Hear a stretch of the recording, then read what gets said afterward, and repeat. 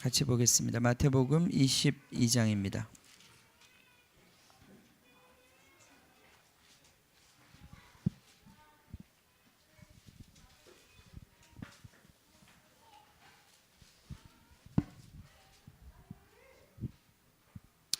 마태복음 22장 41절부터 읽겠습니다. 41절부터 46절까지.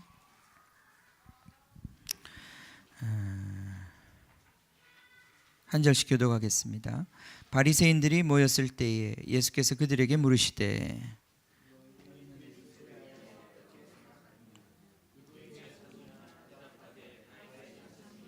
이르시되 그러면 다윗이 성령에 감동되어 어찌 그리스도를 주라 칭하여 말을 하되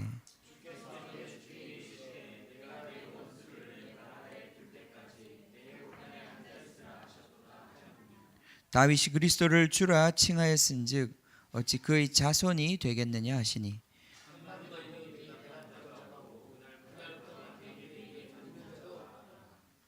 아멘.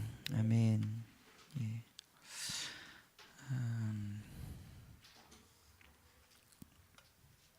자, 한번 기도하겠습니다. 하나님 아버지 감사합니다. 주님 감사합니다. 주님 이 여름 주님 정말 뜨겁고 주님 정말 여러 가지로 힘든 그런 시간들이었지만 주님 우리의 건강을 지켜주시고 또 주님 정말 이 시간들을 잘 지낼 수 있도록 주님 인도해 주셔서 감사합니다. 주님 이제 또 계절이 바뀌고 주님 또 우리 삶의 2018년이 주님 또 이렇게 주님 하반기에 이제 결실하는 시간으로 주님 가고 있습니다. 주님 올해 정말 나라도 그렇고 전 세계적으로 또 우리 개인의 삶에서도 참 많은 일들이 있었습니다. 아버지 하나님 이 하반기도 주님께서 우리에게 축복해 주시고 주님 계속해서 정말 주님의 음성을 듣고 주님의 길을 갈 수 있도록 축복해 주시옵소서. 주님 교회적으로도 주님 이 말씀을 주님 마태복음 말씀을 시작한 지가 벌써 2년이 지났습니다.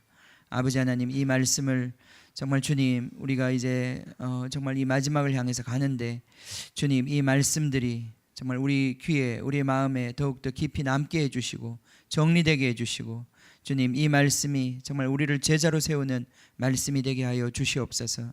주님 정말 이 시간 정말 이 마태복음을 통해서 우리가 계속해서 주의 말씀에 집중하는 이 시간 주님 이 시간이 끝나고 주님 또 우리의 각 교회를 향하여 주님 우리 각 개인을 향하여 주님께서 어떤 계획을 갖고 계신지 우리가 다 이해할 수 없습니다. 다 가늠할 수 없습니다. 그러나 분명한 것은 우리가 주님을 따라가기를 원합니다. 우리가 주님의 제자가 되기를 원합니다. 주님을 기쁘시게 하는 삶을 살기를 원합니다. 아버지 하나님 우리를 인도하여 주시고 주님 계속해서 우리의 눈을 열어주시고 깨우쳐 주셔서 주님 정말 우리가 소원하는 바 주님의 제자로서 승리하는 삶 감당할 수 있도록 축복하여 주시옵소서. 계속해서 교회를 이끌어 주시고 주님 우리 교회 가운데 또 우리 교회뿐 아니라 주님 이 땅 가운데 주님께서 이루셔야 하는 주님 그 영광스러운 교회 주님 세우시는 그 일을 주님 계속 이루어 주시기를 원합니다. 아버지 그 일을 보기를 원합니다. 정말 우리가 그것을 갈망합니다. 아버지 하나님 이 땅 가운데 그러한 교회가 주님 일어나기를 갈망합니다. 아버지 하나님 정말 우리를 인도하여 주시고 정말 그 영광을 볼 수 있도록 주님 축복하여 주시옵소서. 감사와 찬양을 드리며 주님 감사드리며 예수님의 이름으로 기도하옵나이다. 아멘. 아멘. 주님. 예. 자, 우리가 지금 마태복음 이제 5번째 예수님의 가르침을 보고 있는데요. 이 예수님의 가르침 5번째 가르침은 비전에 대한 이야기입니다. 종말론이라고 그러죠, 그죠? 종말에 대한 비전. 이게 비전이에요, 비전, 목표, 역사. 다른 말로 하면 역사예요. 이 역사 의식을 갖고 있는 사람과 그렇지 않은 사람은 굉장히 삶이 다릅니다. 그죠? 우리 일제 시대 때 보면 요즘에 이제 그 광복절이 얼마 전에 지나면서 그 일제 시대 때 정말 그 어려운 상황 속에서도 이 나라의 독립을 위해서 애썼던 그런 우리 그런 사람들 있잖아요, 그죠? 우리 독립 유공자들 그런 분들 우리가 알고 있고 봅니다, 그죠? 그분들 지금 와서 우리가 그분들을 정말 기리고 또 그분들을 정말 높이 평가하지 않습니까? 어떻게 그 어두운 시간에 쉽게 일제에 타협하고 그냥 자기의 안락을 추구하며 살 수 있었을 텐데 그 어려운 길을 걷고 또 그 모든 고통을 받으면서도 심지어는 감옥 옥고를 치르고 정말 그렇게 그 위협 가운데서도 어떻게 그렇게 살 수 있었을까 생각해 보면 그게 바로 역사 의식이고 비전이란 말이죠, 그죠? 예. 그 뭐 예수 그리스도의 비전은 아니었지만은 그분들에게는 나라가 우리는 나라 없는 주권 없는 이런 식민지 국가로 우리는 살 수 없다. 우리나라는 우리가 주인 되는 그런 독립국가에 살아야 된다. 그것에 대한 강한 열망이 있었잖아요, 그죠? 그 열망 때문에 그들이 심지어는 어떤 사람은 정말 자기 목숨을 걸고 그 독립운동을 했던 것입니다. 이게 역사의식이 있는 사람과 역사의식이 없는 사람의 차이예요. 역사의식이 없는 사람은 그냥 이 보이는 게 전부예요. 보이는 게. 그리고 그냥 보이는 것 누리고 거기서 그냥 지금 눈앞에 있는 그 이익을 위해서 포기하지 못하는 거죠. 그리고 그냥 그 삶을 위해서 그 삶이 언제나 천년만년 계속될 줄 믿고 그렇게 그냥 사는 거죠. 근데 참 불행하게도 우리나라가 해방이 됐어요. 그죠? 불행하게도 해방이 됐어요. 그때 이제 그 일제시대 때 말기의 얘기를 들어보면 벌써 일제 치하가 한 30년 이상 진행되니까 그 사람들 속에는 어떤 마음이 많이 생겼냐면 국민들 중에 특히 지식인들 중에서도 과연 우리나라가 독립할 수 있을까? 30년이라고 그러면 벌써 한 세대 아니에요, 그죠? 30년이라고 그러면 벌써 지금 그죠? 홍민은 아이 거기 미치지도 못한단 말이죠, 그죠? 엄청 긴 시간입니다. 30년 적은 시간 아니거든요. 그 시간 동안에 이 일본의 지배를 그냥 늘 보아왔고 그것이 이제는 일상이 되었고 그 사람들이 그냥 늘 텔레비전에 나오는 사람들이고 그 사람들이 늘 우리를 지배하는 사람들인데 과연 이 세상이 바뀌어서 저 사람들이 물러가는 그런 시간이 올까 기대감이 점점 사라지는 거예요. 처음엔 아마 1919년에 독립운동 했을 때 3.1운동 했을 때는 그때는 뭔가 이럴 수 없다, 이거 우리 10년 더 이상 갈 수 없다, 그런 어떤 억울한 마음 속에서 막 그렇게 운동했지 않겠습니까? 그런데 계속해서 탄압받고 핍박받고 계속해서 말살당하면 한 20년 30년 지나가면 소망이 점점 없어지는 거예요. 희미해지는 것입니다. 희미해지면서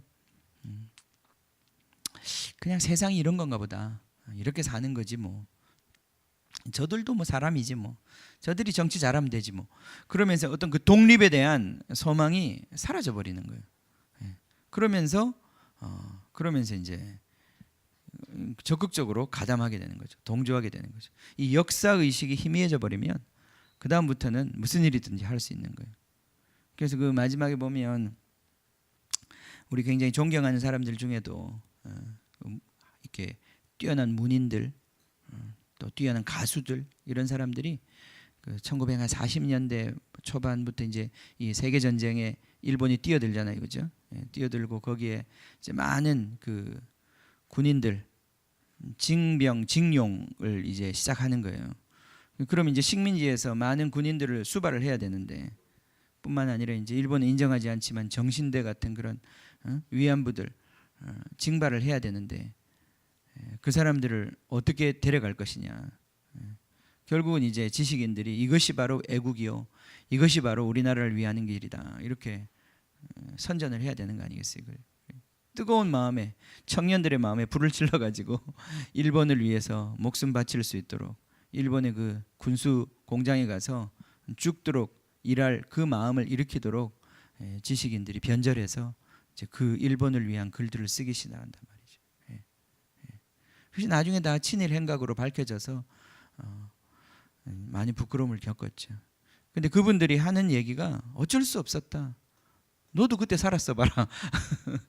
그게 다 그런 압박에 의해서 한 것이고 그 상황 속에서 어쩔 수 없어서 한 것이다.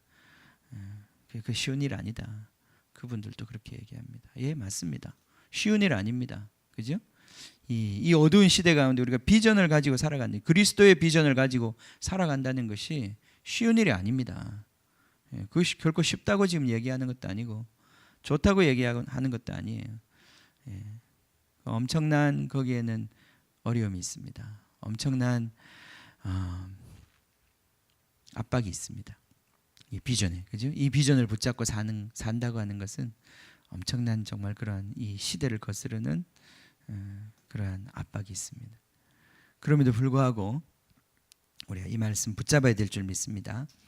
종말에 대한 비전, 종말에 대한 비전. 이 비전이 없으면, 이 묵시가 없으면, 비전이 없으면 백성이 방자히 행한다고 그랬어요. 목표가 없는 사람은 인생을 그냥 살게 돼 있어요.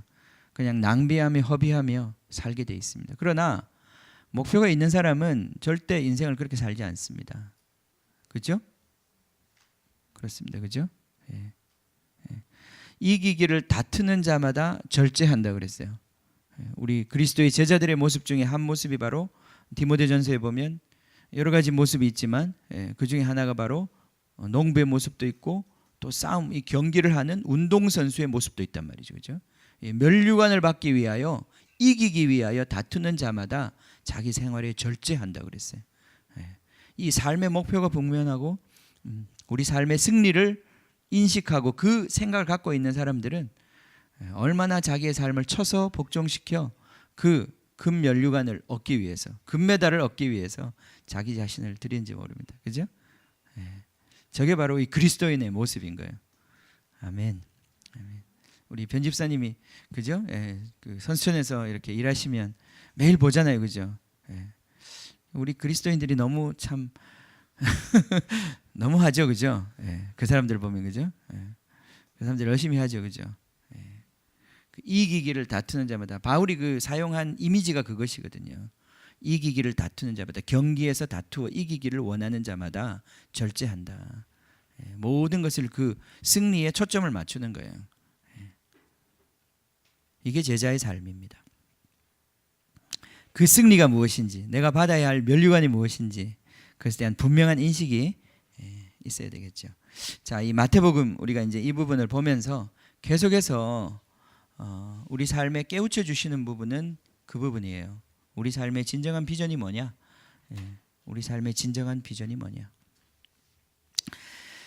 자, 그 비전을 오늘도 붙잡기를 원합니다. 자, 41절 보면요. 바리새인들이 모였을 때 예수께서 그들에게 물으셨습니다. 자, 이제까지 우리가 이제 보면 22장 15절부터 이 싸움이 시작됐잖아요. 그죠? 싸움이라는 게 막 총칼을 들고 싸우는 싸움은 아니었지만 이 날카로운 이 어떤 질문과 대답, 논리의 싸움이고 생각의 싸움이고 그 세계관의 싸움인 거예요. 이 생각의 싸움이 결국은 최종적인 싸움이에요. 폭력적인 싸움의 배후에는 사실은 생각의 싸움이 있는 거예요. 그죠? 사상의 싸움이 있는 거예요. 이 사상이라고 하는 건 얼마나 무서운 건지 몰라요. 사상범이라는 사람들이 있죠. 사상 때문에 감옥 가는 사람들. 감옥에 가도 그 사람들은 자기 생각을 바꾸지 않습니다. 그만큼 사상이라는 무서운 거예요. 사람의 생각이라고 하는 건 무서운 거예요. 생각이 우리가 다르면 결코 하나 될 수 없거든요. 모든 생각이 다 하나님께 복종되어야 하는 거예요. 생각이 다른 상태는 하나가 된 상태가 아니에요. 생각이 하나가 되는 거예요. 예수 그리스도의 통일된 세계라고 하는 것도 모든 생각이 다 예수 그리스도께 복종되어 있는 상태를 얘기하는 거예요. 지금 여기 바리새인들과 사두개인들, 이 사람들과 계속 논쟁을 했는데 결론은 무엇입니까? 예수님 이기셨는데 예수님의 생각에 반대하는 거 아니겠어요? 그죠? 반발하는 거죠. 어찌하든지 예수님의 그 생각을 공격하고 예수님의 생각에 동조하지 않고 복종하지 않는 것이에요. 생각의 싸움입니다. 사상의 싸움이에요. 그래서 싸움 중에 제일 무서운 건 말싸움이에요. 그죠? 말싸움이 제일 무서운 거예요. 말싸움은 말로 이길 수 없다는데 문제가 있는 거예요. 자, 예수님께서는 이 싸움에서 지금 이기셨습니다. 그죠? 자, 종말에 있을 그리스도인들에게 주어지는 전쟁도 이 전쟁이에요. 생각의 싸움이고 말의 싸움이에요. 여러분, 내 생각 속에서 내가 이기지 못하면 그 원수를 이길 수 없습니다. 내 생각에서 무너져 버리면, 내 생각에서 원수의 생각을 받아들여 버리면 내 삶은 더 이상 하나님의 능력으로 채워질 수 없어요. 제일 중요한 싸움이 우리 생각의 싸움인 거예요. 생각의 싸움. 원수는 집요하게 우리의 생각을 바꾸려고 애를 씁니다. 그죠? 생각을 물들게 하려고. 그러니까 그런 의미에서 오늘날 우리 아이들이 어려서부터 이 미디어에 접촉되고 학교에서 배우고 이 모든 사상들이 다 하나님이 없는 사상을 배우고 있는데, 그것 속에서 어떻게 하나님을 정말 유일한 하나님만 경배하는 그 신앙을 가질 수 있겠습니까? 그 생각, 그 사상을 유지할 수 있겠어요? 너무너무 힘든 것입니다. 근데 이 싸움이 바로 우리 가운데 있고 우리 모두에게 있습니다. 이 생각의 싸움에서 이기셔야 합니다. 아멘. 바리새인들이 이렇게 독화살을 쏘는 것처럼 툭툭 던지는 그 질문들, 우리의 신앙을 근본적으로 흐트러버리고 우리로 주님을 위해 살지 못하도록 만드는 이 툭툭 던지는 질문들, 우리 안에서, 그죠? 툭툭 올라오는 이 소리들, 그런 소리들이 올 때 힘이 쫙 빠지고 하나님 없는 것 같고 마음대로 살고 싶고 내 마음대로 하고 싶은 그것이 막 내 안에서 육을 부추기고 세상을 부추기고, 그래서 더 이상 주님을 따라 사는 삶을 아주 가치 없게 생각하고 우습게 보고, 그러한 불신이 우리 안에서 그냥 올라오는 거예요.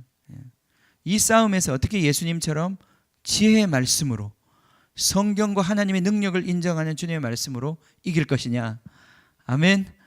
이 싸움이 우리 안에 엄청 치열합니다. 이 바리새인들이, 그죠? 여기 지금 바리새인의 탈을 쓰고 나타났지만, 사두개인들의 탈을 쓰고 나타났지만, 우리 주변에도 얼마나 많이 있는지 몰라요. 우리 안에도 이걸 이겨야 합니다. 아멘.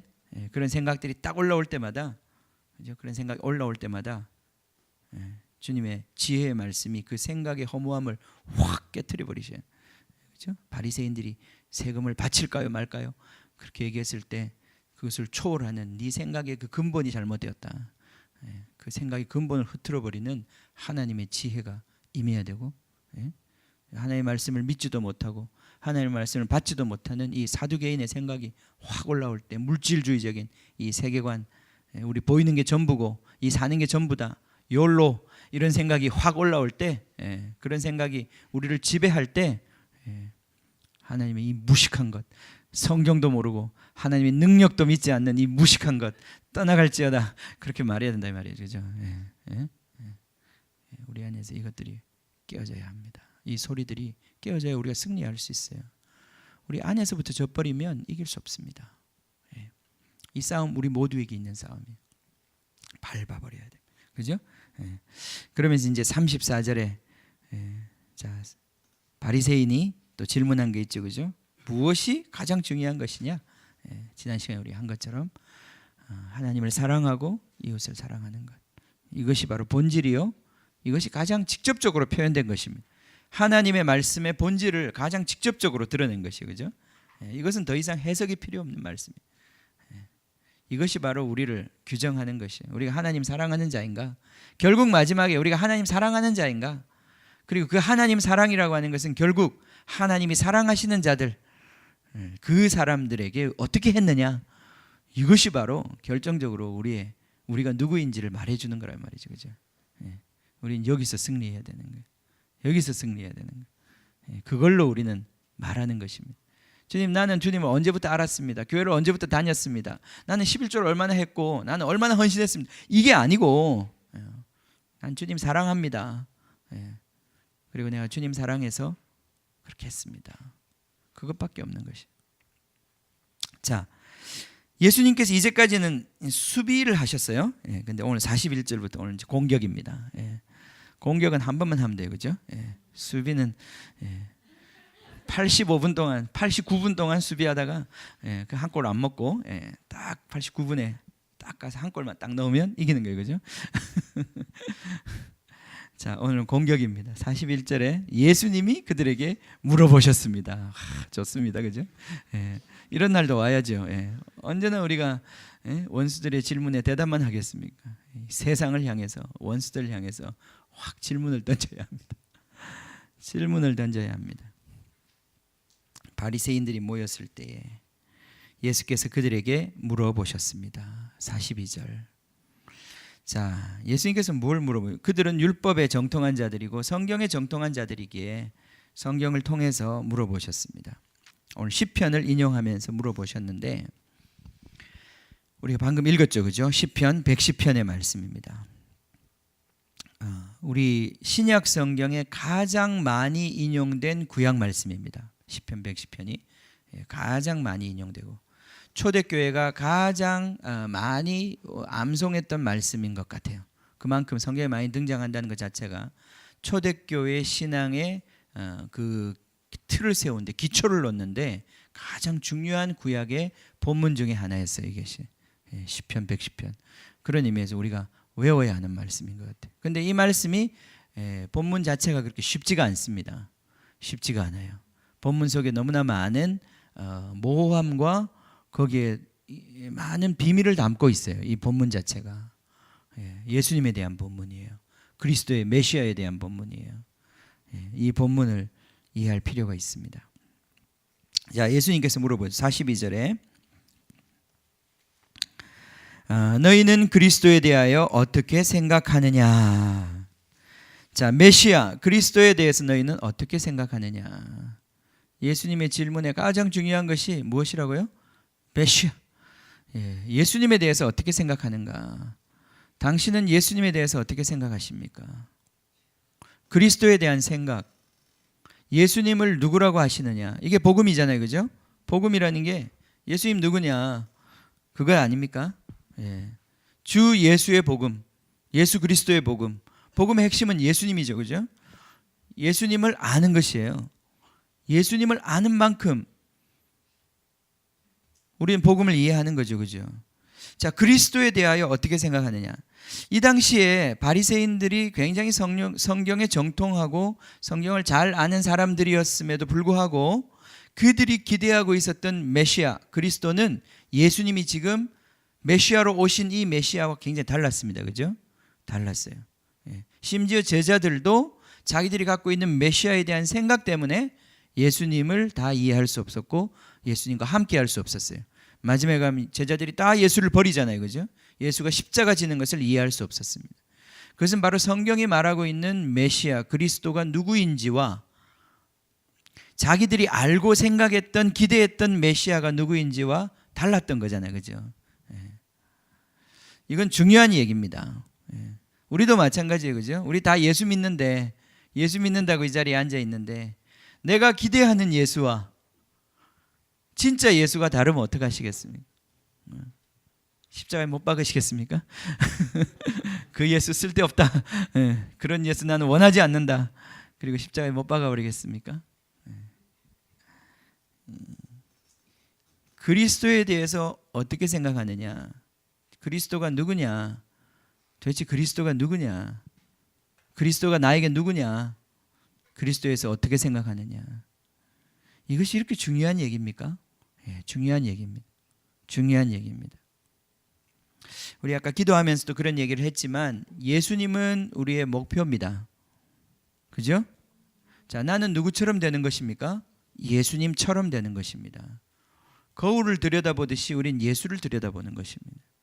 예수 속에 내 모습이 있는 거예요. 하나님께서 나를 만드셨을 때 나를 예수처럼 만들기를 원하셨어요. 내 안에 예수 형상이 나타나기를 원하셨어요. 그러니까 예수를 들여다보고 있으면 거기에는 바로 내 모습이 있는 것이에요. 장차 영광스러운 내 모습이 그 안에 있는 거예요. 그죠? 그러니까 어떻게 예수를 안 보겠습니까? 항상 예수 그 답안지를 가지고 나를 비춰야 되지 않겠습니까? 그죠? 누구처럼 되고 싶으십니까? 아멘. 예언이 누구처럼 되고 싶어? 혹시 연예인 중에 누구처럼 되고 싶은 사람 없냐? 없어? 그래도 이렇게 보면 가끔 보면 이렇게 정말 멋있는 사람 있잖아. 없어요? 그래. 요즘은 별로 없는 것 같아요. 그렇게 되고 싶지 않으세요? 우리 남자들도 그렇게 멋있고 싶거든요. 그런 옷도 사 입고 싶고, 배에 그런 근육도 생기고 싶고, 그죠? 그러지 않아요? 다 그렇게 하던데. 별로 여기는 냅둬 그냥 내 생긴 대로 살 거 이거요. 그러시면 안 돼요. 생긴 대로 사시면 절대 안 됩니다. 예, 제가 낱말할 건 아닌데 생긴 대로 살면 안 되고 그냥 있는 대로 먹고 살면 안 돼요. 예, 딱 어떤 그 목표가 있는 거잖아요, 그죠? 예, 그 사람처럼 되고 싶은 것. 예, 그게 뭐 꼭 우리가 외형, 요즘은 워낙 외형에 대해서 우리가 관심이 많은 시대라 우리 아이들도 그런 것 같아요. 정말 이 사진 찍는 모습이나 이런 것도 봐도 다 얼마나 흉내를 내는지 딱 그 포즈가 나와요. 예, 예. 그게 참 모델이라는 게 있어요. 우리 은혜가 어젯밤에 쇼를 했거든요. 예, 제가 은혜 얘기 설교 때 하면 안 되는데 뭐 안에서 방 안에서 어젯밤에 자기 전에 막 방 안에 가가지고 뭘 축축축 막 만들고 그러더라고요. 뭘 하나 밤에 지금 자라고 그런데 시끄럽게 뭘 막 테이프 소리가 나고 그런데 이제 나중에 보니까 여기다가 뭐 이렇게 연필 하나를 붙여가지고 나와가지고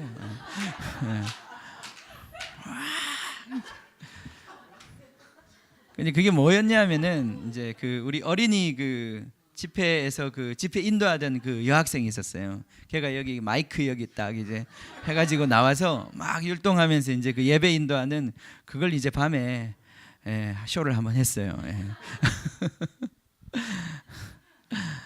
사람이 거기 딱 꽂히면요, 따라하고 싶은 거예요. 따라하고 싶은 거. 그죠? 그렇게 되고 싶고, 그렇게 하고 싶고, 나도 그렇게 해보고 싶고.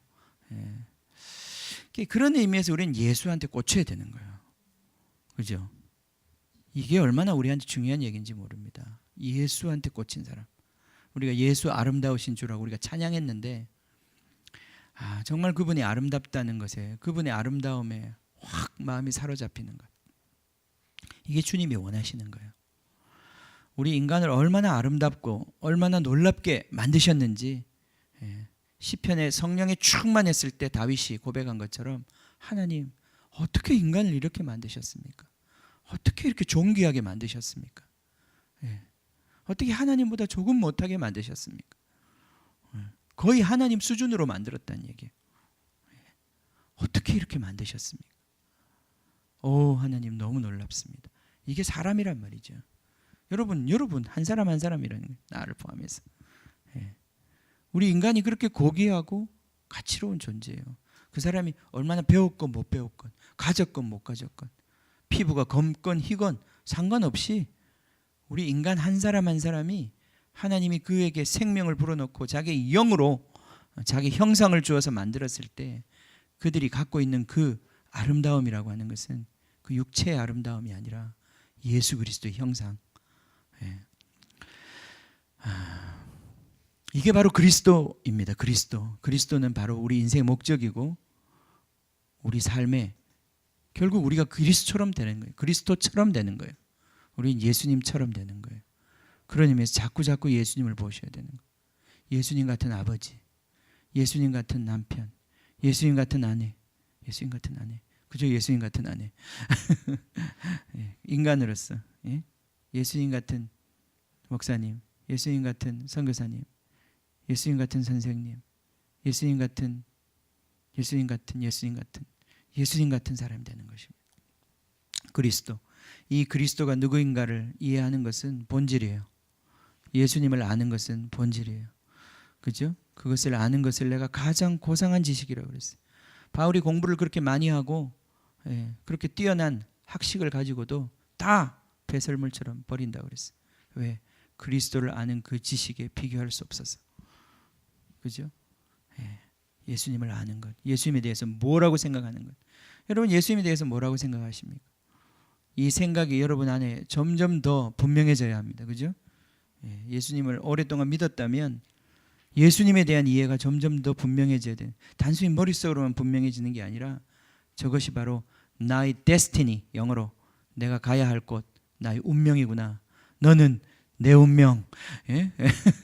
예수님은 내 운명. 아멘. 내가 가야 할 곳.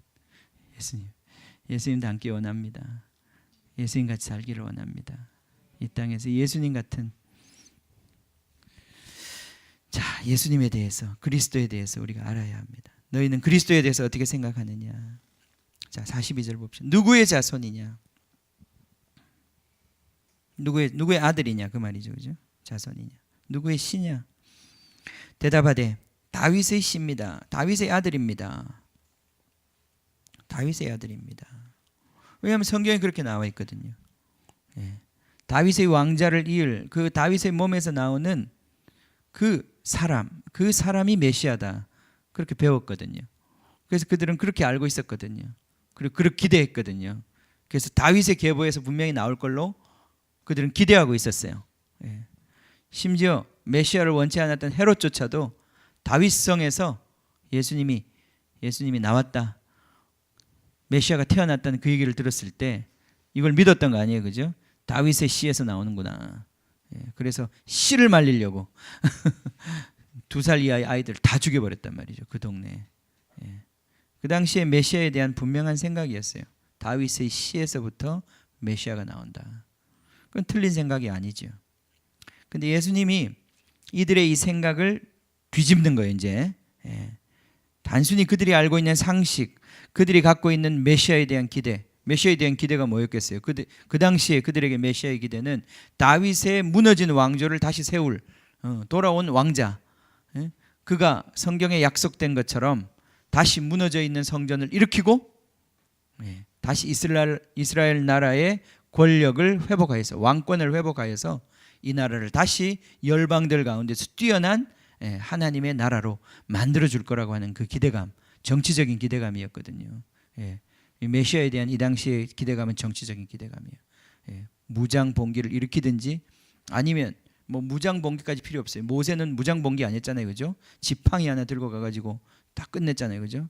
예, 그런 것처럼, 예, 지금 예수 이 선지자가 나타나면 엘리야처럼 모세처럼 지팡이 하나 들고 가서 그냥 하늘을, 응? 번개를 내리고 우박을 내리고, 온갖 종류의 이 심판을 로마 제국에 내려서 이스라엘 나라를 해방할 그 하나님의 권능이 있는 선지자를 원했던 것이죠. 자, 그런데 예수님께서 이제 그들의 생각에 근본적인 질문을 던지십니다. 43절 봅시다. 이르시되 그러면 너희들이 다윗의 씨라고, 그리스도가 다윗의 씨, 다윗의 자손이라고 생각하는데, 그렇다면 다윗이 성령에 감동되어 어찌 그리스도를 주라 칭하였느냐?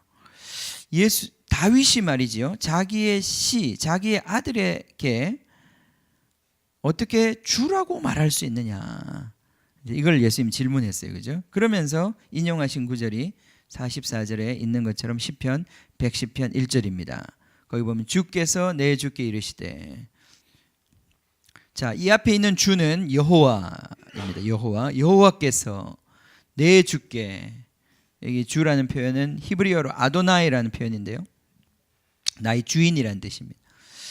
자, 이 앞에 있는 여호와라고 하는 말도 히브리인들은 읽을 때 여호와라고 읽지 않고 아도나이라고 읽습니다. 그래서 결국은 이것이 이제 아도나이가 아도나이에게 이르시되, 이런 식으로 되는 거예요, 그죠? 예. 자, 앞에 있는 주는 이스라엘이 다 아는 주입니다. 그 여호와라고 하는 하나님은 이 천지를 만드신 하나님이시고 이스라엘 백성을 종살이하던 애굽 땅에서 해방시키신 바로 그 여호와 하나님이셔요. 그 하나님께서, 근데 또 한 사람의 인물이 등장하는데, 이 다윗의 시 가운데, 다윗의 이 성령의 감동받아서 예언한 이 시 가운데 또 한 사람의 다윗의 주인이 등장하는데, 이 주인은 분명히 여호와 하나님이 아니에요, 그죠? 여호와 하나님이 아닌 다윗이 왕인 다윗이 주라고 부르는 사람이 누가 한 명 등장하는 거예요. 이게 누구냐? 이건 메시아라고 다들 믿어왔습니다. 근데 이 메시아가 다윗의 씨인데 왜 다윗이 자기 아들에게, 자기 몸에서 난 후손에게 그를 내 주라고, 내 주인이라고 불렀느냐, 이 말이죠. 성경에서 이게 참 이상한 말씀이에요. 이게 다윗이 제정신이 아니었기 때문에 이런 말을 한 거예요, 그죠? 예, 그래서 제정신이 아니었다고 43절에 말씀한 거예요. 다윗이 제정신을 잃어버리고 성령에 감동되어서 이런, 이상한 소리를 했다, 이 말이죠, 그죠? 예. 시편 110편은 다윗이 제정신에서 한 얘기가 아니고, 성령의 술에 취해서 그가 감동 속에서, 비전 속에서 듣고 본 것이에요, 그죠? 예. 이런 것을 계시라고 그래요, 그죠? 계시. 시편 110편은 계시의 말씀이에요. 놀라운 계시의 말씀입니다. 자, 거기에 네 주가 등장한단 말이죠. 네 주. 이 주가 누구냐? 이 주가 누구냐? 그들은 이 주가 바로 메시아 그리스도라는 것을 알았는데 그것이 바로 다윗의 단순한 자손이 아니라 다윗의 주인, 다윗이 섬길 주인 하나님이시라는 것을 여기 얘기해주고 있는 거예요. 이게 다윗도 이것을 다 이해하고 말했는지는 알 수 없습니다, 그죠? 예. 그러나 다윗은 분명히 성령의 감동 속에서 많은 그리스도의 비밀을 알았던 사람들이, 그죠? 예. 다윗은 하나님과 마음이 통했던 사람이에요. 예. 다윗의 입술을 통해서 고백된 이 시편 속에 놀라운 그리스도의 비밀이 거기에 있었던 것입니다. 자, 45절에 보면 다윗이 그리스도를 주라 칭하였은즉 어찌 그의 자손 후손이 되겠느냐. 예, 단순히 다윗의 후손의 그 육체적인 어떤 맥락 속에서 태어난 자라 할지라도 그 사람이 진짜 누구냐? 그 사람은 바로 다윗의 아들이 아니라 누구의 아들이요? 하나님의 아들이시라는 거예요. 하나님의 아들. 예. 어찌 그 자손이 되겠느냐. 아멘. 46절 한마디도 능히 대답하는 자가 없고 그날부터 감히 그에게 묻는 자도 없더라. 예. 적어도 싸움은 이 정도로 끝을 내야 됩니다. 그렇죠? 예. 예. 좀 이따가 좀 생각해 보니까 아니야. 아니야. 다시 가서 그냥 완전히 밟아버려야 돼. 그죠? 예. 더 이상, 왜냐하면 성경을 가지고 하는 말이잖아요. 예. 그리고 이 말 속에 틀린 말이 없잖아요. 자, 이게 예수님만이 하실 수 있는 대답이었습니다. 자, 이제 이 말씀을 우리가 좀 더 보겠습니다. 시편 110편으로 갑시다. 자, 이 말씀 시편 110편을 우리가 이해해야 하는데 이건 종말에 대한 말씀이에요. 이건 계시에 대한 말씀. 자, 시편 110편 한번 펴보세요. 자, 이것은 다윗의 시라고 되어 있습니다. 거의 파란 글씨로 다윗의 시 이렇게 되어 있죠, 그죠? 예, 이것도 다 누가 적어놓은 것이 아니라 이거 다 본문에 있는 것입니다. 이 히브리 성경에 보면 처음에 이렇게 시작해요. 다윗의 시 이런 식으로 시작해요. 이게 파란 글씨로 적혀 있어서 마치 우리 인쇄소에서 만들어 놓은 글 같지만 그렇지 않습니다. 이게 다 본문에 있는 내용입니다. 다윗의 시편이에요. 예. 자, 길지 않는 이 간단한 시 속에 이 시는 굉장히 쉽게 이해할 수 없는 그런 시예요. 예. 처음부터가 의미심장합니다. 1절 보세요. 여호와께서 내 주에게 말씀하시길. 여기는 여호와라고 이제 분명히 한글 성경 그렇게 번역을 했네요, 그죠? 여호와께서 내 주 아도나이에게 말씀하셨습니다. 그러니까 다윗이 지금 기도 가운데 다윗은 성전에 올라가서 기도를 많이 했을 거예요. 그 성전에 가서 어느 날 기도를 하고 있는데 뭘 봤는지 들었는지 지금 그런 상황이란 말이죠, 그죠? 지금 다윗이 이 시편을 그렇게 시작하고 있는 거예요. 내가 지금 무슨 얘기를 들었단 말이야. 어떤 형체를 보았는지는 알 수 없지만 어떤 모습도 보았을지 모르죠.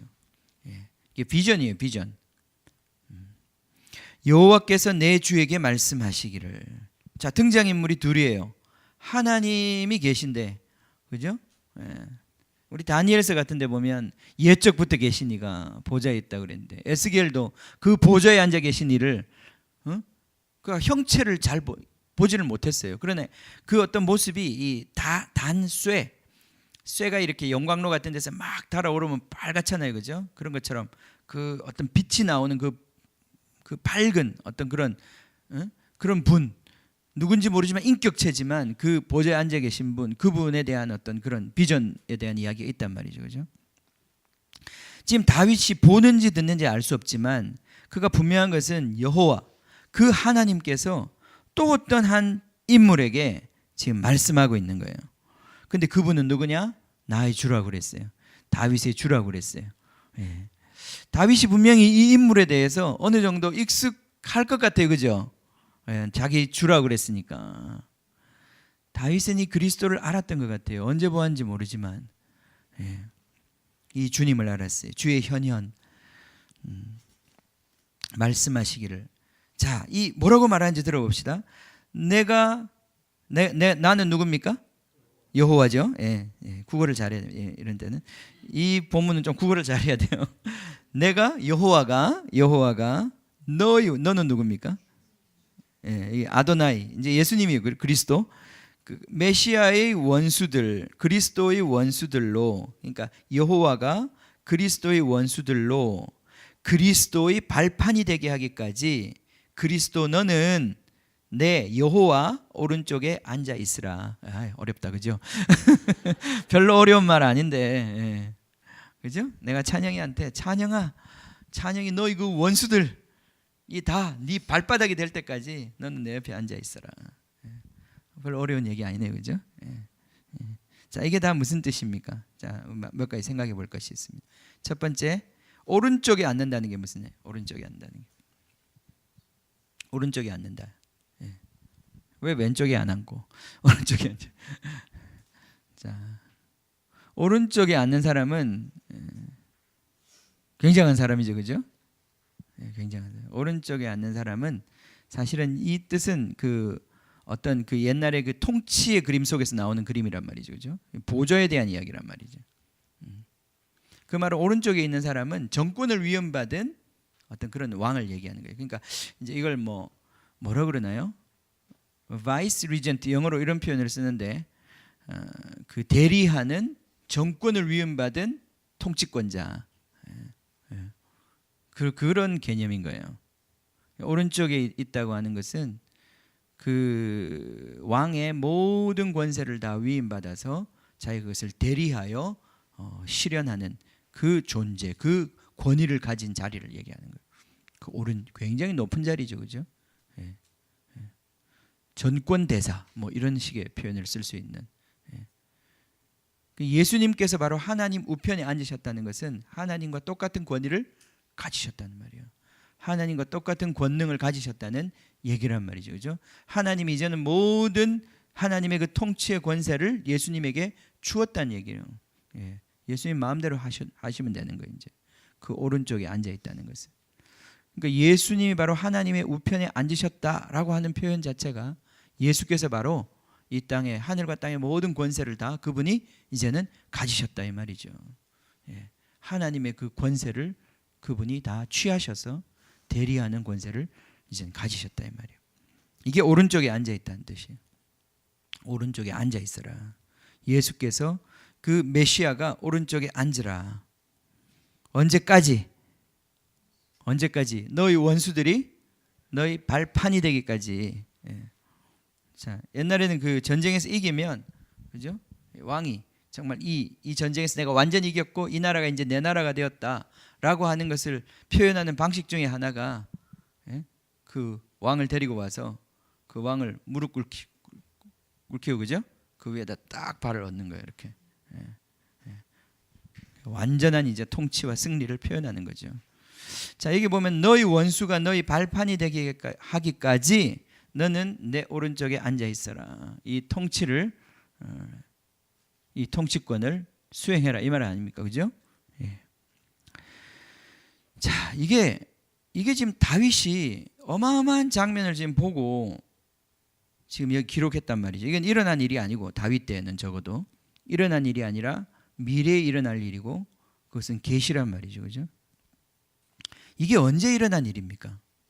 지금 이 어떤 사건을 지금 보고 하는 얘기예요? 예. 십자가를 지고 난 다음에 예수님 부활하셔서 하나님 보좌 우편에 앉으시는 그날이잖아요. 그날에 있는 사건을 다윗은 멀리서 바라보면서 그 사건을 보고 있는 거예요. 비디오가 지금 그렇게 돌아가고 있는 거예요. 그게 언제 일어날 일인지 다윗은 몰랐지만 쫙 하나님 뭔가 사진을 하나, 그림을 하나, 동영상을 하나 보여주셨는데 그 동영상이 하나님이 예수님에게 이 자리에 앉으세요 그렇게 말씀하시는 자리예요, 그죠? 그럼 예수님이 앉았을까 안 앉았을까요? 앉았겠죠, 그죠? 그날의 이야기란 말이죠. 그날의 이야기. 그건 바로 십자가 지고 사흘 만에 그분이 부활하셔서 예수님 하늘에 오르셔서 하나님 앞에서 하나님과 예수님 다시 만나시면서 거기서 이 자리에 앉으라 이제는 하고 말씀하시는 그 순간을 딱 동영상으로 찍어가지고 지금 다윗이 1000년 전에 이걸 보았단 말이죠, 그죠?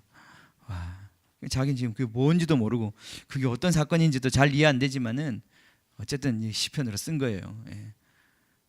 그리고 이걸 그냥 뭔 말인지도 모르지만 계속 1000년 동안 이스라엘 백성들은 계속 노래 불렀던 거예요. 새벽 이슬같이 그러면서 막 계속 노래, 뭔 소리인지도 모르면서 그냥 근데 예수님이 그게 뭔 소리인지 아냐? 그게 뭔 소리인지 니 정말 아냐? 깨워주시는 거죠, 그죠? 이제 그 시간이 임박한 거예요. 이 시간이 곧 다가올 거예요. 바로 이번 주간이 지나면 이 다윗이 보았던 이 역사적인 사건이 진짜 실제로 이루어지는 거예요. 네. 자, 언제까지 앉아 있습니까? 원수가 너희 발판이 되게 하기까지. 그죠? 자, 지금 예수님 어디 계십니까? 우리 마음에 계시는 거 아니고요. 예수님 우리 마음에 안 계십니다. 예. 우리 어릴 때 그렇게 많이 배웠어요. 예수님 어디 계시니? 여기 있어요. 막 그런 식으로 했는데 알고 보니까 이제 그거 조금 신학적으로 문제가 있어요. 예수님 그 몸을 가지고 여기 못 들어오셔요, 그죠? 여기 들어온 것은 예수님의 영이 우리 마음에 오는 거죠, 그죠? 그래서 예수님과 함께 살게 되는 그걸 얘기하는 거예요, 그죠? 영이 우리 가운데 오는 거고 실제 예수님이 그 육체를 가지신 예수님 어디 계십니까? 하나님 보좌 우편에 앉아 계시단 말이죠, 그죠? 언제까지 앉아 있을까요? 원수가 발판이 될 때까지, 그죠? 그러니까 계속 앉아 계시는 게 아니에요, 그죠? 언제까지 앉아 계시는 거예요? 원수가 발판이 될 때까지, 원수를 완전히 이길 때까지 예수님 앉아 계시는 거예요. 이게 재림에 대한 이야기예요. 결국은 예수님이 자기의 전쟁에 승리하시고 하나님 보좌의 우편에 앉으셨어요. 그리고 이 땅을 이젠 예수의 통치를, 이 마귀의 통치와 예수의 통치가 함께 이루어지고 있는 지금 이 세상인 거예요, 그죠? 근데 이 싸움에서 예수님이 이기신다는 거예요. 원수를 굴복시키고 자기 발 아래 두신다는 거잖아요, 그죠? 그때까지 예수님이 그 자리에 앉아서 하나님의 모든 정권을 받아 그 정권을 사용하신다는 거예요. 지금 그 얘기잖아요, 그죠? 예수님 다시 오실 때까지 우리가 무슨 일이 일어나고 있는 거예요? 원수와의 전쟁이 일어나고 있는 거예요.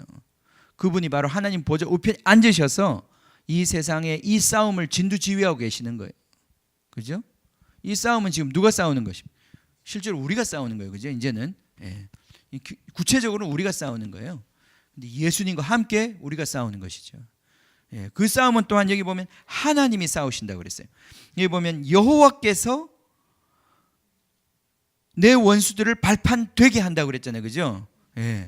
그 예수님의 통치인데 이 예수님의 통치에 누가 굴복하는 거예요? 하나님이 그 통치를 이루어 주시는 거예요. 성령으로 말미암아, 성령의 능력으로 말미암아. 그 예수님은 어떤 의미에서 앉아 있어요.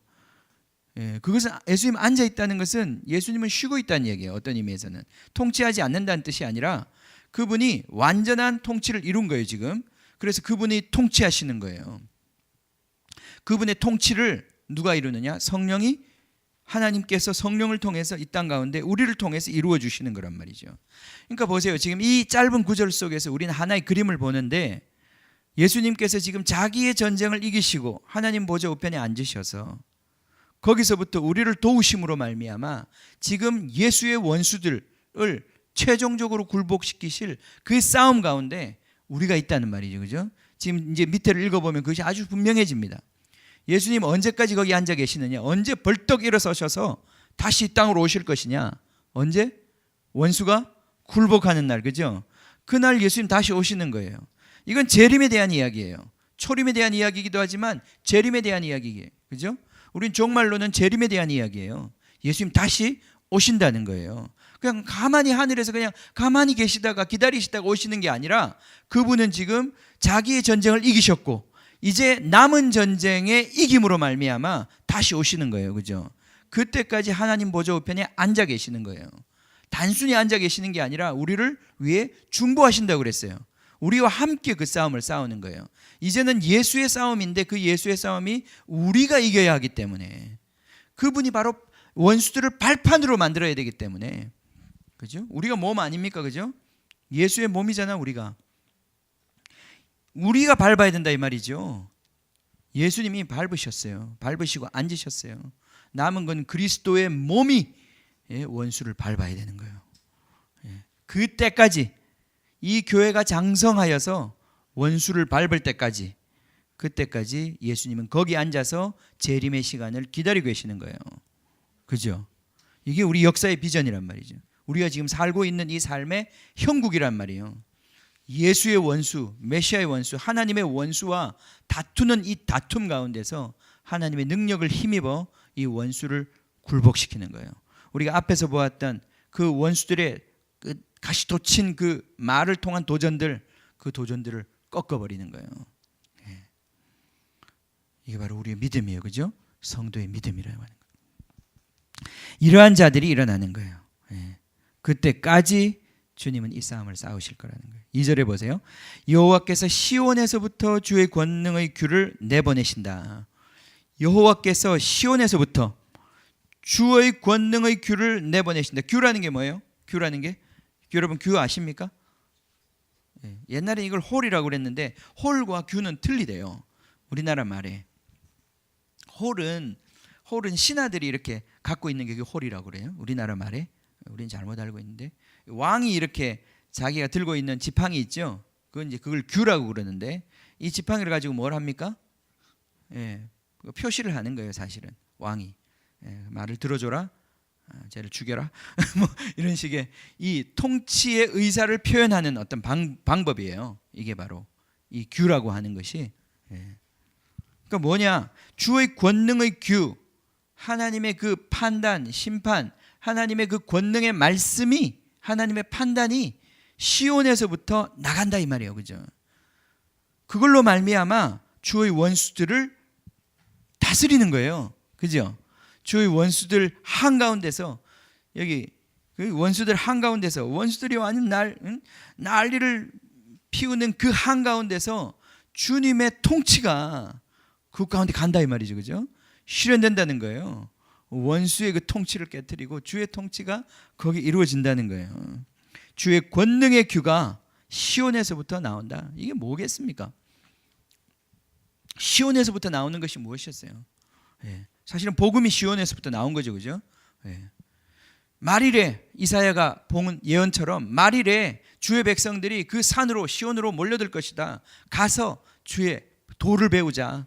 그죠? 우리가 하나님 율법을 배우자. 거기서 복음이 나오는 것이에요. 거기에 말씀이 나오는 거죠.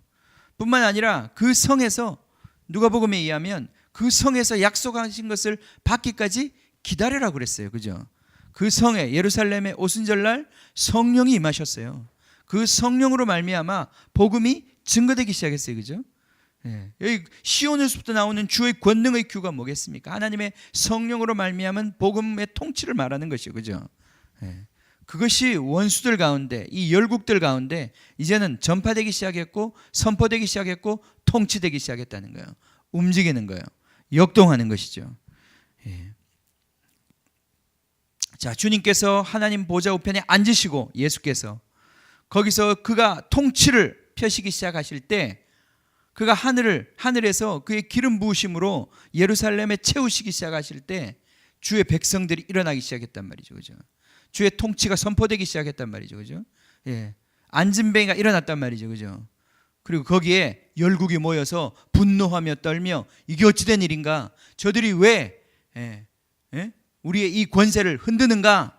그들이 일어나서 막 그렇게 주의 기름 부은 자들을 대적했지 않습니까? 그때 사도들이 일어나서 담대하게 그 말씀을 떠올렸어요. 어찌하여 열방이 분노하며, 어찌하여 열방들이 이렇게 우리를 기름 부은 자를 대적하는가? 주님의 통치가 원수들 세계 한가운데서 지금 역동하며 움직이기 시작하는 거예요. 그죠? 지금도 똑같아요. 여러분, 하나님의 능력이 우리를 통해서, 하나님의 기름 부음 받은 자들을 통해서 우리의 이 원수들이 정말 날뛰는 이 상황 한가운데서 주의 통치가 나가는 거예요. 그죠? 이게 이 전쟁이 우리 가운데 있는 거예요. 우리가 지금 처한 상황에서, 가정에서, 내가 하고 있는 공부 속에서, 학교 속에서, 직장 속에서 하나님의 통치를 가져오는 거예요. 그의 보좌 우편에 앉으셔서 그분의 입에서부터 나오는 이 생명의 말씀이 모든 하나님을 향하여 교만한 그 목소리들을 깨트리고 하나님의 능력을 나타내는 거예요. 이 통치가 지금 계속되고 있는 거잖아요. 그죠? 자, 3절에 보십시오. 이건 정말 종말에 대한 이야기예요. 3절부터는 주의 권능의 날에, 주님의 권능의 날에 어떤 그 날이 있어요. 주님의 그 능력으로 자기의 권능을 나타내시는 날이 있어. 주님이 참고 참으시다가 어느 날 자기의 권능의 손을 드러내시는 하나님의 그 능력을 나타내시는 그 날이 나오는 거예요. 그죠? 그 날에, 그 권능의 날에 주의 백성이, 주님의 백성이 나타나는 거예요. 거룩한 옷을 입고, 거룩한 옷이라고 하는 것은 여기에 표현 자체는 그렇더라고요. 보니까 거룩함의 어떤 그런 뛰어남, 화려함, 거룩함으로 아주 무장이 되어 있는 주의 백성이, 그런 백성이 주의 권능의 날에 거룩함에 완전 그 거룩이 뚝뚝뚝뚝 떨어지는, 뭐 어떻게 표현해야 되나? 이 거룩의 그 화려함, 빛남, 그 거룩의 빛남의 옷을 입고, 뭐 옷이라는 표현은 정확히 없는데 그 거룩함으로 완전히 휩싸여 있는 그러한 사람들이 나타난다는 거예요. 주의 권능의 날에. 그리고 그들의 특징은 또한 뭐냐면 여기 즐거이 헌신한다고 그랬는데 자발성이에요. 자발성. 이거는 자원제예요. 그냥 의무적으로 드리는 제사가 아니라, 이거는 이 사람들의 특징은, 이 주의 백성의 특징은 거룩한 자들이고 아주 즐거이 헌신하는, 자원하는 자들이에요. 하나님을 향하여 그 뜨거운 마음으로 일어나는, 자원하는, 거룩함을 입은 그 백성들이 일어나는 것을 지금 다윗이 보고 있다니까요.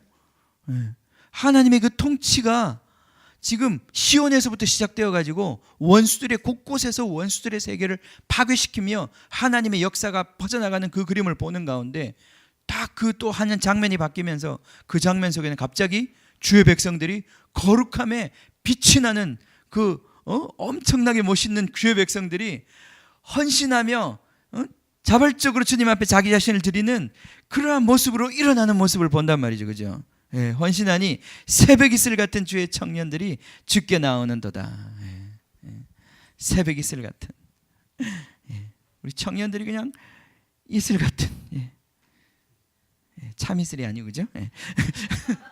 청년 이슬 이러면 이상하게 딱 느낌이 와요. 그죠? 청년들이 참 이슬에 취해가지고 요즘 좀 그리 심각하지, 그지? 죽은데도 심각해 내가 보니까, 그지? 축제 때만 되면 너무 술을 먹어가지고요. 이제는 술을 그걸 이제 법적으로 제재했잖아요. 작년부터, 올해부터인가? 왜냐하면 우리나라에는 술을 팔려면 원래는 이 술을 파는 라이센스를 받아야 돼요. 그거 없이 술 팔면 안 되거든요. 근데 이제까지 대학 축제에서 그냥 막 술 팔는 걸 허용했는데 지금부터 이제 세금 걷겠다 그렇게 했잖아요, 그죠? 그러니까 이제 지금 술을 못 팔게 됐어요. 파전 떡볶이까지는 팔 수 있는데 술은 못 팔게 됐어요.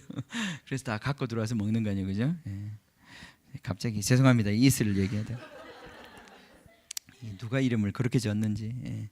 자, 여기 이슬이라고 하는 것은 여기 새벽 이슬 같은, 이 본문이 좀 어려워요. 어려운데 전체적인 느낌은 이것이에요. 그 새벽이 되면 새벽이 되면 갑자기 기온이 확 떨어지잖아요, 그죠? 그럼 이제 이게 오늘 우리 제가 주보에 보면 여기 헐몬산의 그림을 담았는데 이게 헤르몬산입니다. 이스라엘에 있는, 이스라엘 북쪽 요르단 쪽에 있는 헤르몬산인데, 그 헤르몬산에서 이 산이 눈이 늘 덮여 있고 한 3,000m 되는 산이거든요. 눈이 늘 덮여 있고 거기에서 이 이슬이 맺혀요. 아주 이슬도 아주 굵은 이슬이 맺혀. 거기서부터 늘, 왜냐하면 이 기온이 올라갔다가 내려가면서 이 생기는 이슬 있잖아요, 그죠? 그걸로 말미암아 생명수의 강이 정말 쭉 흘러내리는, 그래서 요단강까지 이렇게 흘러내리면서 이 주변 지역을 적시는 그것이 바로 이 어떤 그 정말 그 생수의 근원이 되는 곳이 바로 헐몬산이에요. 그 산에서 이제 일어나는 그 일을 이렇게 말하는 것 같아요. 이게 새벽이 되다가 어느 순간이 딱 되면 이게 정말 이 온도가 확 떨어지면서, 그죠? 그 축축한 공기가 갑자기 이슬을 맺는단 말이죠, 그죠? 예, 그것도 굉장히 거기 온도 차가 심하기 때문에 급속하게 이렇게 아주 굵은, 정말 이렇게 막 방울만한 그런 이슬들이 그 헬몬산에 맺힌다 그래요. 그것처럼 주의 권능의 날이 딱 왔는데, 그날에 어디서 나타난지 모르겠지만 이 이슬이 사방에서 확 맺히잖아요, 그죠? 이슬이라는 게 어디 한 방울 한 방울 생기는 게 아니잖아요. 온도가 확 떨어지는 순간 갑자기 모든 이파리에서 확 그냥 맺힌단 말이죠, 이슬이. 예. 그런 것처럼 이 새벽의 자궁 속에서 주의 백성들이 확 일어나는 거예요. 이 백성들은 거룩함으로 옷 입고 있고 아주 자기 자신을 하나님께 즐거이 드리는 기쁨의 제사로 주님을 사랑하는 그 주의 백성들이 거기서 나타나는 거예요. 이게 마지막 때에, 역사의 마지막 시간에 나타날 현상이에요. 예. 주님이 우리 새벽별이 되어서, 금성을 새벽별이라고 그러잖아요. 새벽별이 뜨면 얼마 안 있으면 그것이 해가 뒤따라 올라오잖아요, 그죠? 예. 예. 예, 지금 새벽이 되고 있어요. 이슬이 곧 맺힐 거예요. 예? 예. 자, 역사의 마지막에 그 어려운 시간에 원수들이 완전 최악의 발동을 거는 그 시간에 놀랍게도 기독교가 완전히 말살되고 주님을 사랑하는 자들이 사라져버릴 같은 그 시간에, 갑자기 그 어둠이 칠흑 같은 시간에 그 자궁 속에서 갑자기 주의 백성들이, 어디서부터 나온지 모르는 그 거룩한 백성들이 확 나타나기 시작하는 거예요. 예. 이게 역사의 그림이에요. 마지막 때 일어날 하나님의 놀라운 역사예요. 주의 백성들이 거룩한 옷을 입고 14만 4천 명이, 예, 그렇게 상징되어 있는 그 주의 백성들이 마지막에 이 고난의 시간을 뚫고 주의 영광을 나타내고 원수를 발로 밟은 그 백성들이 나타나는 시간인 거예요. 자, 44절 4절, 여호와는 맹세하고 변하지 아니하시리라. 이게 주님의, 그죠? 결심이라는 거예요. 이게 그냥 한번 되면 되고 말면 마는 이런 얘기가 아니고 주님이 맹세했다고 그랬어요. 이건 반드시 이루시는 거예요. 주님이 이루시는 역사의 종말적인 그림인 거예요. 변하지 아니하시리라. 이르기를 너는 멜기세덱의 서열을 따라 영원한 제사장이라 하셨도다. 자, 우리 예수님이 바로 멜기세덱의 서열을 따라오는 제사장이잖아요, 그죠? 그게 지금 이 그림 자체가 시편 110편이 굉장히 놀라운 것이 제사장에 대한 이야기가 또 나와요, 그죠? 왜냐하면 이스라엘 백성에게 있어서 기름 부은 자라고 할 때 그들은 세 가지예요, 그죠? 왕, 제사장, 선지자, 그 세 사람이란 말이죠, 그죠? 근데 지금 이 그림 속에 다 그 어떤 모습이 있는 거예요. 보좌에 앉는 사람은 왕이잖아요, 그죠? 왕에 대한 이야기, 또 여기 영원한 제사장, 멜기세덱의 반차를 따라가는 영원한 제사장, 바로 이 모든 것들이 다 어떤 메시아에 대한 이미지를 담고 있는 시편이란 말이죠. 자, 뭐 이건 너무나 긴 얘기라 다음에 우리 히브리서 때 하기로 하고요. 5절 넘어가서, 그 주의 오른쪽에 계신 주 예수님이시죠. 주께서 그의 노하시는 날에, 이게 이제 마지막 종말적인 시간 아니겠어요? 종말의 시간이에요. 그분이 예수께서 노하시는 날에, 그분의 진노의 날에, 여호와의 날에, 왕들을 쳐서 깨트리실 것이라. 열국을 다스리던 왕들을 그때 깨트리신다는 거예요.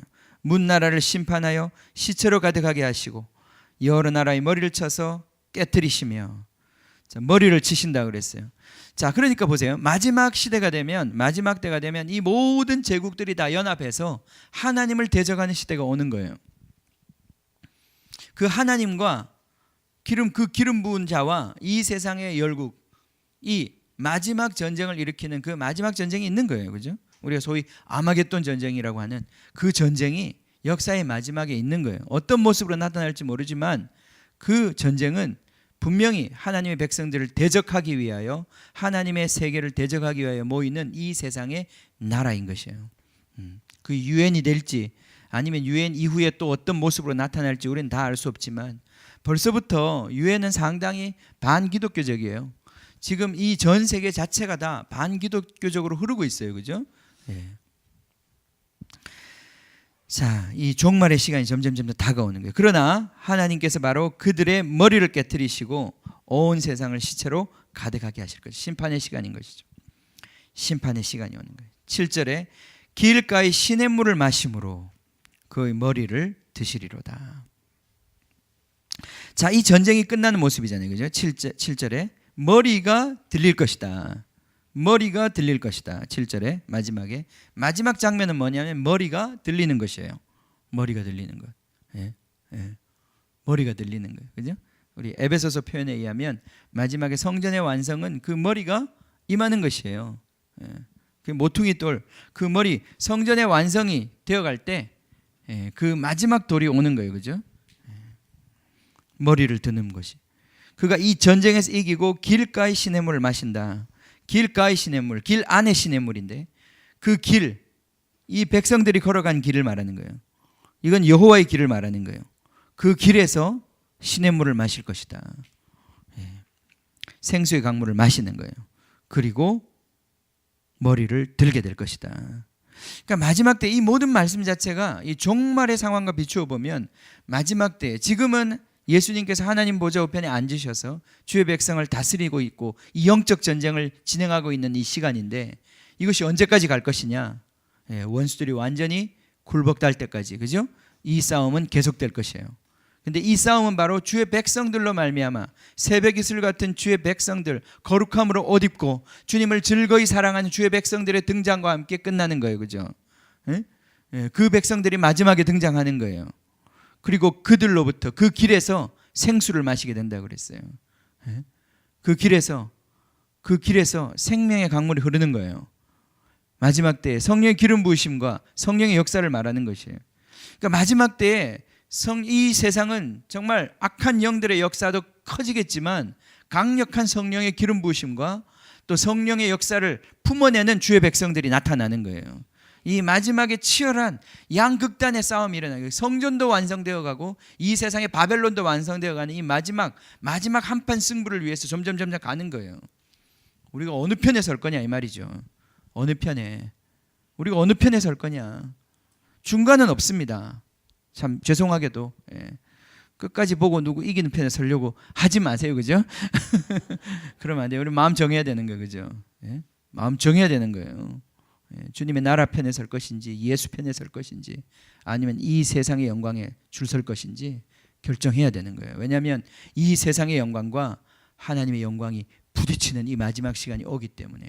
그러나 여기 성경이 예언한 것처럼 반드시 그 왕들이 머리를 깨트린단 말이에요. 그죠? 그들은 결코 이길 수 없습니다. 하나님께서 반드시 그 원수들을, 메시아의 원수들을 발등상하게 하겠다 이 말이에요. 자, 이 마지막 때에 주님의 정말 그 성령의 역사가 그 길가의 시냇물이 정말 풍성히 흐르는 것이에요. 그 물을 마시고 머리가 드는 거예요. 그죠? 이 마지막 때의 영광이란 말이죠. 주님이 오시는 그날의 영광이란 말이죠. 이걸 사모하지 않으십니까? 이게 다윗이 지금부터 3000년 전에 이 환상을 보았어요. 이 환상은 예수님에 대한 환상이자 주의 백성의 승리에 대한 환상이에요. 이걸 우리는 3000년 동안 노래하고 외우고 있지만 이것을 아직 이루지는 못했어요. 그죠? 그러나 지금 다가오고 있어요. 이것이 바로 이 역사의 비전이에요. 예수님이 지금 말씀하시고 있는 바로 그 메시아의 비전이란 말이죠. 그죠?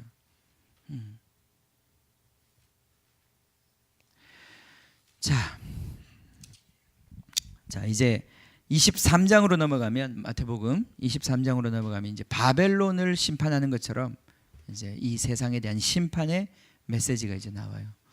자, 감당하기 쉽지 않은 메시지예요. 그죠?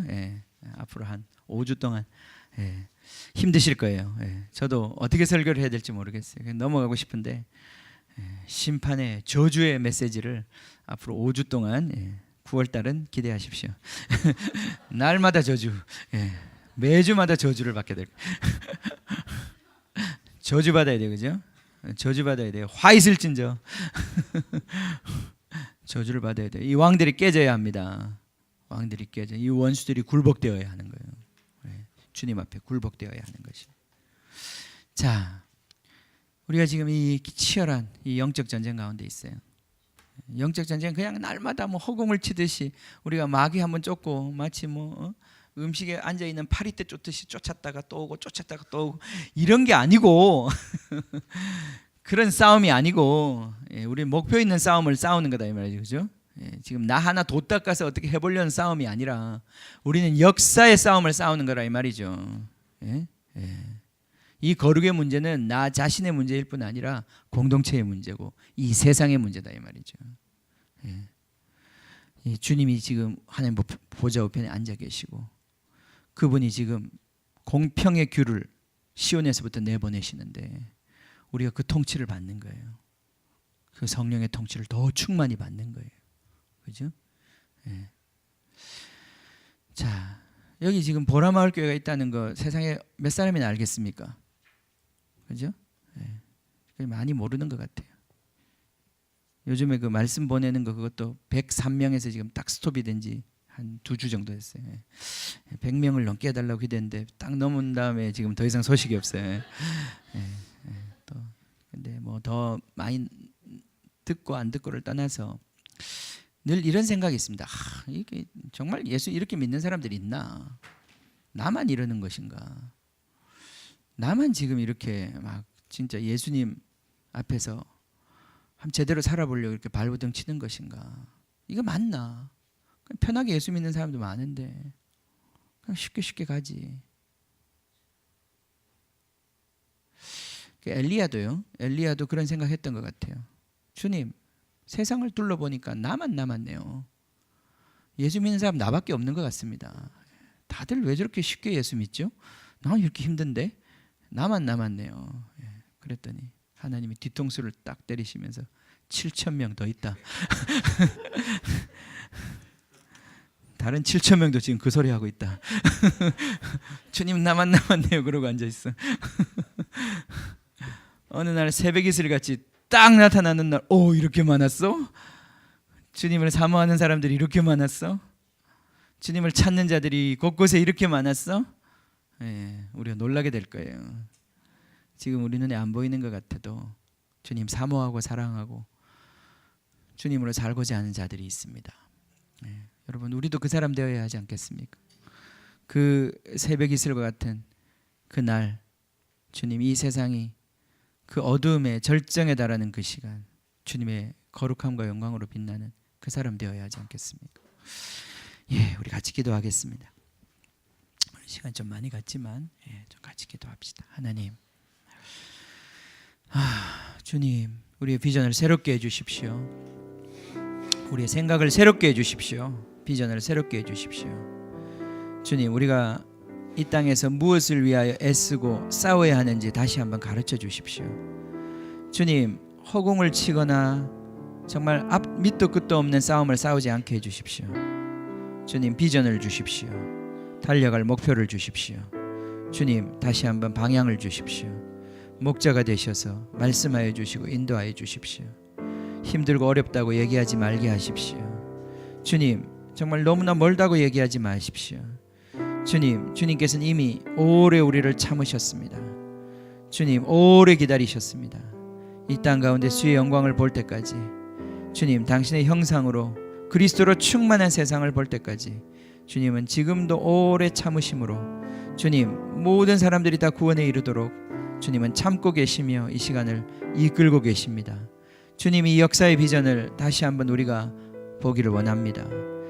다윗이 성령의 충만함으로 주님 이 환상을 보았던 것처럼 주님 생생하게 이 말씀이 우리 앞에 비전으로 주님 움직이기를 원합니다. 주님, 이것이 우리의 비전이 되기를 원합니다. 시편 110편의 이 놀라운 주님의 통치가, 그리고 주님의 승리가, 마지막 그 머리를 드시는 그 영광의 순간이 우리의 비전이 되기를 원합니다. 아버지 하나님, 이 시간 우리에게 은혜 베풀어 주시고 다윗에게 부어주셨던 그 성령, 주님 예수님에게 부어주셨던 그 성령, 마지막 날에 주님 그 길에 차고 넘칠 이 생명의 신에 주님 이 시간에 우리 가운데 풀어주시기를 원합니다. 주님, 우리가 이 물을 마시기를 원합니다. 그 머리를 들 수 있도록 주님의 통치가 이 가운데 더 드러날 수 있도록 이 깃발을 들기를 원합니다. 주여 이 시간에 성령을 부어 주시옵소서. 다시 한번 우리가 일어나게 하여 주십시오. 주님 새벽을 깨우게 하여 주십시오. 주여 이 싸움을 싸우는 주의 백성들 되게 하여 주십시오. 주여 잠에서 깨어나게 하여 주십시오. 주님 지금은 깨어날 때가 아닙니까? 주여 잠잘 때가 아닙니다. 주여 벌써 아침이 다가오고 있습니다. 주여 버더 자다가 깰 때가 되었습니다.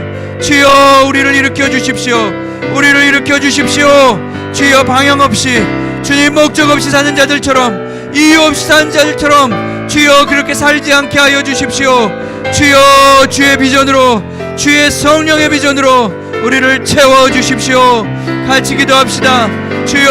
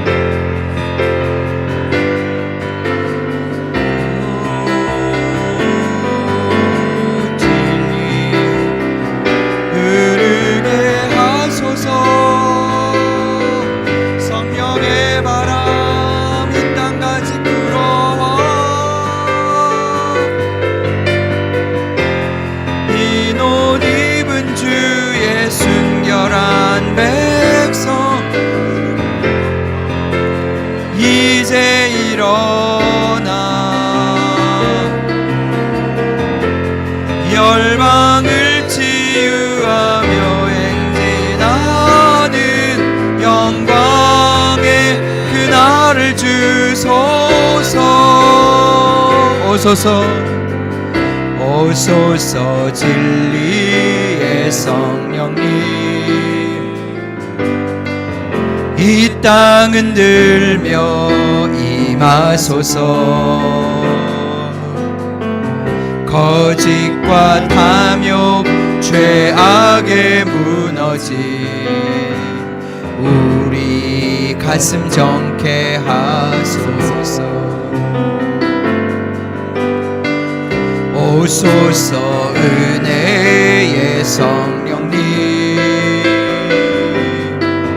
하늘 가르고 임하소서. 거룩한 불꽃 하늘로서 임하사 타오르게 하소서. 주 영광 위에 부흥의 불길 타오르게 하소서. 진리의 말씀 이 땅 새롭게 하소서. 은혜의 강물 흐르게 하소서. 성령의 바람 이 땅 가득 불어와. 흰 옷 입은 주의 순결한 백성, 주의 영광 위에 이제 일어나. 열방을 치유하며 행진하는 영광의 그날을 주소서. 부흥의 불길 타오르게 하소서. 진리의 말씀 이 땅 새롭게 하소서. 은혜의 강물 흐르게 하소서. 성령의 바람 이 땅 가득 불어와. 흰 옷 입은 주의 순결한 백성, 주의 영광 위에 이제 일어나. 열방을 치유하며 행진하는 영광의 그날을 주소서. 아멘. 주님, 정말 부흥을 주십시오. 먼저 우리 한 사람 한 사람에게 부흥을 주십시오. 거룩을 향한 열망을 주십시오. 주님, 자원하여 즐거이 주님 이 거룩을 향한 열망을 주십시오. 주님, 자발적이고 주님 거룩하신 예수, 아름다우신 예수, 당신을 향한 주님 이 열망이, 이 즐거이 드리는 이 열망이 주님 일어나게 하십시오. 주님, 우리 안에 이것이 회복되기를 원합니다. 이 부흥이 오기를 원합니다. 주님을 사모하고 간절히 주님을, 그 날을 보기를 원하는, 주님의 얼굴 보기를 원하는 그 소망이 정말 주님 우리 안에서 부릴 듯 다시 일어나기를 원합니다. 주님, 정말 이 비전 잃어버리고 어두워져서 주님 정말 이 얘기를 들어도 반응할 수 없고 믿어지지 않는 주님, 정말 우리들의 굳어진 심령을 주님 변화시켜 주십시오. 주님, 주님의 이 꿈에, 주님의 이 비전에, 주님의 이 영광에 다시 한번 우리 마음이 불타오르고 주님 우리의 마음이 움직이고 주님 그렇게 다 드려도 아깝지 않은 주님, 정말 그렇게 사랑할 그런 주님, 정말 몸을 다하여 힘을 다하여 생각을 다하여 우리 온 존재를 다하여 사랑할 그 주님, 정말 그 주님을 향한 우리의 이 뜨거운 마음이 주님 회복되게 하여 주십시오.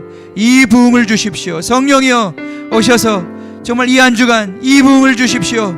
우리의 심령이 주님을 향하여 불타오르고 주님, 정말 주님을 만나고자 하는 그 열망 속에서 그 자리를 사모하며 그 말씀을 사모하며 주님 그 기도의 자리를 사모하며 정말 주님의 얼굴을 구하는 주여, 우리 심령 안에 진정한 이 불 정말 붙기를 원합니다. 주님의 이 생명의 강물이 우리의 마음을 적시기를 원합니다. 주여 여유를 주시기를 원합니다.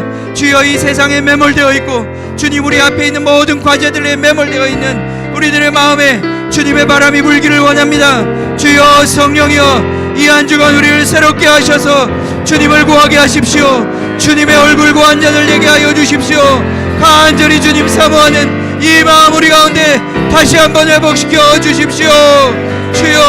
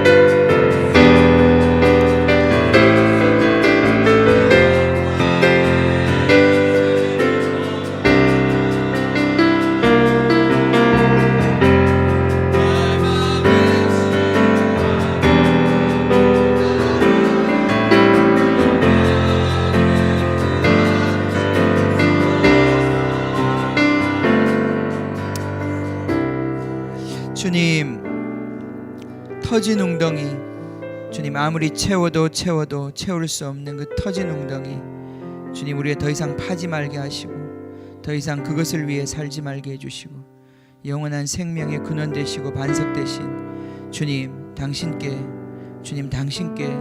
더욱더 접목되게 하여 주십시오. 주님, 더욱더 연결되게 하십시오. 주님, 당신의 생명으로 살 수 있는 자들 되게 해주십시오. 주님, 우리 안에 막혀있는 것들, 주님 정말 주님을 향하여, 주님 우리 마음의 소원은 있지만 육신이 약하여 나오지 못하는 모든 한계들 주님 깨트려 주시고 주님, 주님께 가까이 나아가기를 원합니다. 주님, 우리 마음이 상하여 있습니다. 주님, 자발적으로 주님을 섬기고 찾는 이 마음이 우리 안에 감추어져 있습니다. 아버지 하나님, 모든 껍데기를 깨고 주님, 주님의 이 거룩함을 사모하며 예수를 사모하는 이 마음이 주님 더욱더 우리 안에서 번성하게 하여 주십시오. 주님, 이 한 주간 우리가 주님을 그렇게 구하며 찾기를 원합니다. 아버지 하나님, 우리를 이끌어 주십시오. 성령님, 새로운 시간을 주십시오. 주님, 이제 정말 9월달이 오고 있습니다. 정말 2018년에 또 결실하는 계절이 오고 있습니다. 아버지 하나님, 우리가 무릎을 일으켜 정말 주님을 바라보게 하시고 더 주님 의지하게 하시고 주님 믿음으로 정말 주님께 열매를 내어드리는 이 한 해 감당할 수 있도록 주님 은혜 베풀어 주시옵소서. 주님, 특별히 우리에게 정말 기도의 생활과 주님 이 말씀에 정말 집중하는 이 집중력과 주님을 더욱더 의지하고 바라보는 이 비전이 새로워지기를 원합니다. 아버지 하나님, 이 일에 있어서 새로운 돌파가 일어나기를 원합니다. 아버지, 이 한 주간에 하나님 특별히 은혜 베푸셔서 우리 한 사람 한 사람 무너진 재단들을 다시 쌓고 정말 주님을 향한 그 의존과 기도를 정말 주님 다시 회복할 수 있도록 축복하여 주시옵소서. 이 비전으로 충만케 되기를 원합니다. 예수의 비전으로 충만케 되기를 원합니다. 다윗처럼 성령의 감동을 입어 우리가 그 비전을 날마다 붙잡기를 원합니다. 아버지 하나님, 우리 한 사람 한 사람 기름 부어 축복하여 주시옵소서. 주께 감사와 찬양을 드리며 예수님의 이름으로 기도합니다. 아멘. 지금은 우리 주 예수 그리스도의 은혜와 하나님 아버지의 크신 사랑과 성령이 우리를 새롭게 하시며 이 마지막 때를 감당케 하시는 주님 거룩을 향한 비전, 이 자발적인 비전을 주시는 이 성령님의 역사가 사랑하는 모든 성도님들 머리 위에 지금부터 영원히 함께 하시기를 간절히 축원하옵나이다. 아멘. 아멘.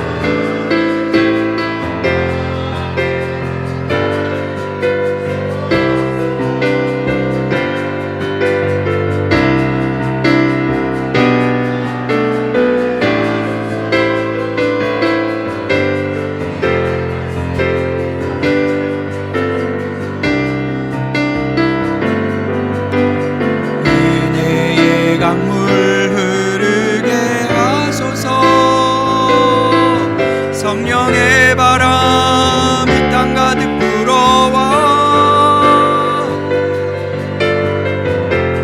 흰 옷 입은 주의 순결한 백성 주의 영광 위에 이제 일어나 열방을 치유하며 행진하는 그날을 주소서. 부흥의 불길 타오르게 하소서. 진리의 말씀 이 땅 새롭게 하소서. 은혜의 강물 흐르게 하소서. 성령의 바람 이 땅 가득 불어와 흰 옷 입은 주의 순결한 백성 주의 영광 위에 이제 일어나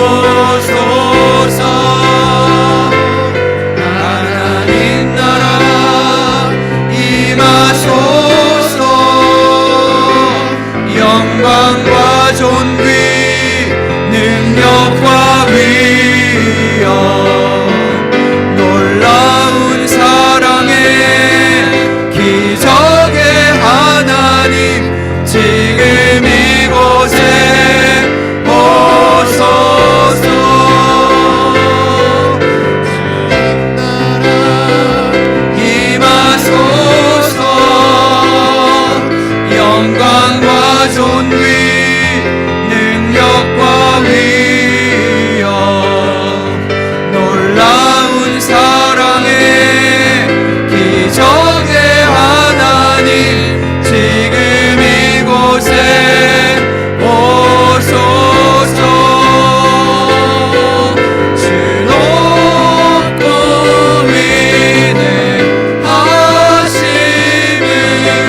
크게 외쳐 선포하네. 만왕의 왕 주 하나님 지금 오소서. 즐겁고 위대하심을 크게 외쳐 선포하네. 만왕의 왕 주 하나님 지금 오소서. 이 나라 임하소서. 영광과 존귀 능력과 위엄 놀라운 사랑의 기적의 하나님 지금 이곳에 오소서.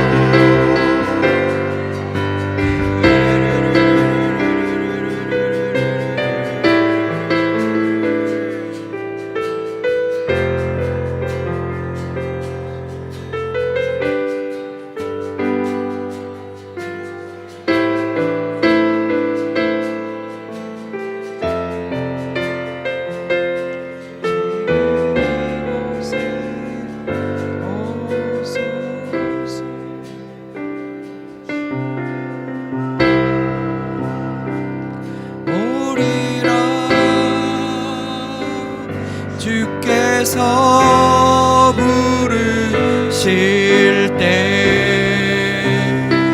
소망과 영광에 주의 뜻 이루소서. 주의 나라 오리라. 주께서 부르시